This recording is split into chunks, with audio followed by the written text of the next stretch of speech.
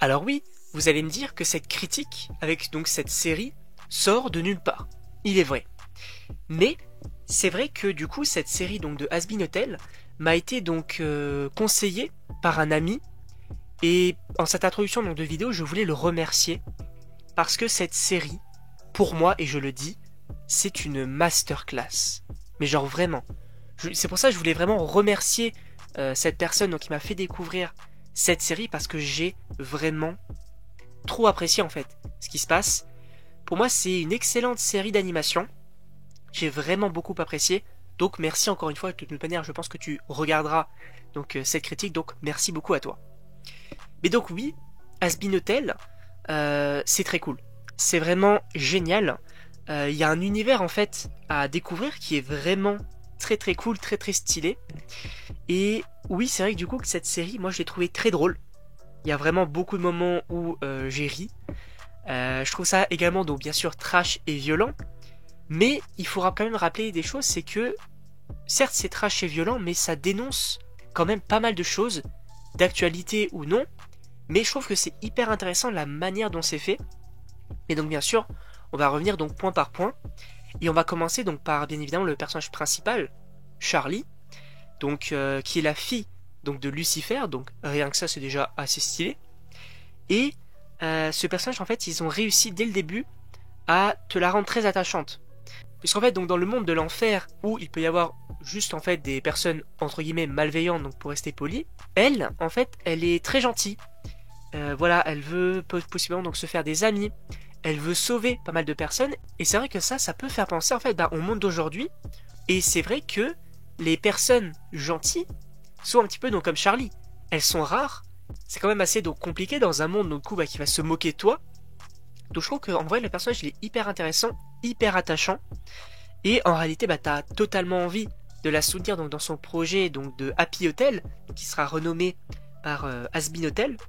Et du coup oui, quelle est l'histoire derrière donc, cette série?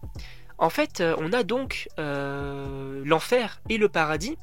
Et en réalité donc on a un personnage donc en enfer donc nommé Lilith qui lorsqu'il y a beaucoup plus de monde en enfer, ou en tout cas de plus en plus de monde, elle devient beaucoup plus forte.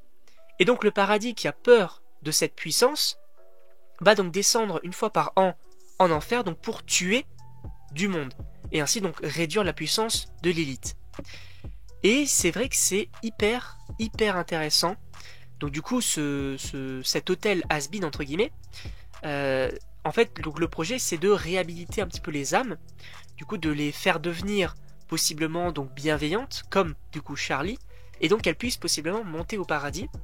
Et c'est vrai que c'est hyper intéressant parce qu'en fait c'est pas un scénario banal, c'est vraiment assez développé. Je trouve que c'est vraiment très cool la manière dont c'est fait, et même donc les révélations qu'on a donc au cours donc de la série, je trouve que c'est vraiment bien fait. Mais les gars, il faut parler de lui les gars.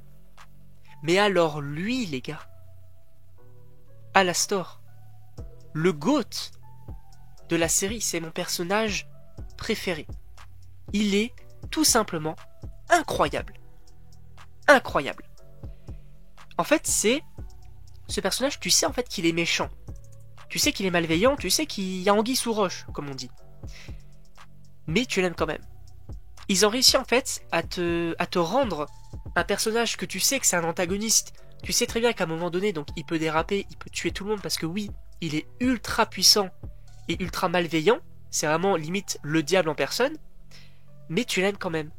Tu vois, ils ont réussi à te faire adhérer, en tout cas à ce que tu apprécies le personnage. Et je trouve que le pari, il est totalement réussi. Même avec cet aspect un petit peu voix du coup de la radio, etc. Je trouve que c'est génial, les gars. C'est génial.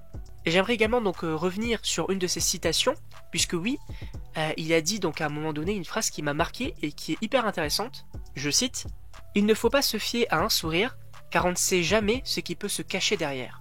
Et encore une fois, ça peut totalement se refléter donc dans le monde d'aujourd'hui. Donc, c'est hyper intéressant. On va revenir donc sur les autres personnages, donc la troupe entre guillemets donc de Charlie et donc des personnes donc, qui vont être réhabilitées. Et c'est vrai que pareil, ils sont très attachants. Tu sais que il y en a, c'est vraiment, tu sais très bien ce qu'ils ont fait étant vivants et pourquoi est-ce qu'ils sont en enfer. Mais encore une fois, ils ont réussi à te les rendre très attachants.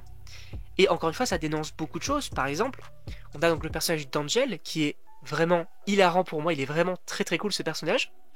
Et en fait, qu'est-ce que ça dénonce? Ça dénonce premièrement l'addiction, mais également l'esclavage. Donc c'est quand même des sujets sérieux qui sont évoqués. Et on a encore donc par exemple donc Lucifer, donc le père de Charlie, que je trouve très cool par ailleurs. Et pareil, ça peut dénoncer également donc l'aspect un petit peu, le manque parental. Et encore une fois, je trouve que c'est vraiment, vraiment très bien fait. En tout cas, moi j'ai totalement accroché donc à ces délires-là. Et il y a également donc un autre aspect donc, que je voulais évoquer donc, concernant cette série-là qui est hyper intéressant, encore une fois selon moi.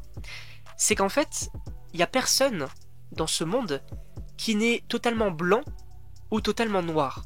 Alors oui, il va y avoir des antagonistes purs, et il va y avoir des gens totalement bons, mais on a surtout de l'entre-deux, des personnes un peu grises, comme par exemple donc en enfer on va avoir des gens bons, comme par exemple Charlie, comme par exemple Angel à la fin, etc. Et pareil donc pour le paradis, on va pas totalement avoir des gens totalement bons. On va avoir quand même donc des personnes qui se sont dit, venez en fait on va descendre en enfer et on va tuer des gens parce qu'on se sent menacé. Donc il y a quand même cet aspect-là qui est hyper intéressant. Et on a, oui, Adam dans la série. Donc avec moi personnellement je regarde en VF, donc c'est la VF donc de Jim Carrey et il est génial. Alors oui, encore une fois, tu sais que c'est un connard. Tu le sais. Mais moi je le trouve vraiment hilarant, il est vraiment très cool. Bon, visiblement donc il est mort donc à la fin donc, de la saison 1. Mais c'est vrai que c'est hyper cool. Et on va revenir bien sûr sur les chansons les gars. Les chansons, elles sont toutes, en tout cas presque, incroyables. C'est simple en fait, je les ai écoutées une fois avec donc la série, et depuis j'arrête pas de les écouter. Alors oui, c'est un aspect qui ne m'attirait pas forcément, cet aspect donc de comédie musicale entre guillemets, mais moi j'ai totalement adoré. Parce qu'en fait, il n'y a pas seulement donc un personnage, donc par exemple donc Charlie qui chante, il y a tout le monde qui va voir son moment chanter, il y a tout le monde qui va voir entre guillemets son épisode solo où on va découvrir un petit peu son passé, et c'est ça donc qui va tous les rendre hyper attachants, et moi j'ai vraiment adoré. L'animation est vraiment très bonne, très qualitative.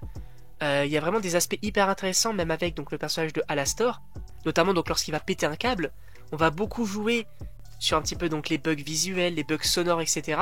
C'est vraiment hyper intéressant. Moi j'ai vraiment trop kiffé cette série. Et d'ailleurs donc on va théoriser donc sur le personnage de Alastor donc dans une autre vidéo. Donc voilà, moi je trouve que cette saison 1 de Hazbin Hotel, c'est en réalité ma surprise pour le moment de l'année. Puisque oui, donc il y avait X-Men 97, mais en réalité, je connaissais déjà donc les X-Men bien évidemment, alors que là c'est tout nouveau, c'est un tout nouvel univers donc qui s'offre à moi entre guillemets. Et encore une fois, je remercie bien évidemment mon ami qui m'a fait découvrir cette série. Donc vraiment, je pense que c'est la surprise de l'année, c'est vraiment une pépite, et en tout cas moi j'ai vraiment adoré. En tout cas, n'hésitez pas donc à me dire donc dans les commentaires ce que vous pensez donc de la série, sachant que si vous n'avez pas vu, foncez la voir. Puisque donc il y a donc le pilote qui est disponible donc sur YouTube, c'est un petit peu donc l'introduction donc de la série. N'hésitez pas à aller la voir, n'hésitez pas également donc à me donner votre avis dans les commentaires. Et donc moi il ne me reste plus qu'à vous dire à la prochaine pour une prochaine vidéo.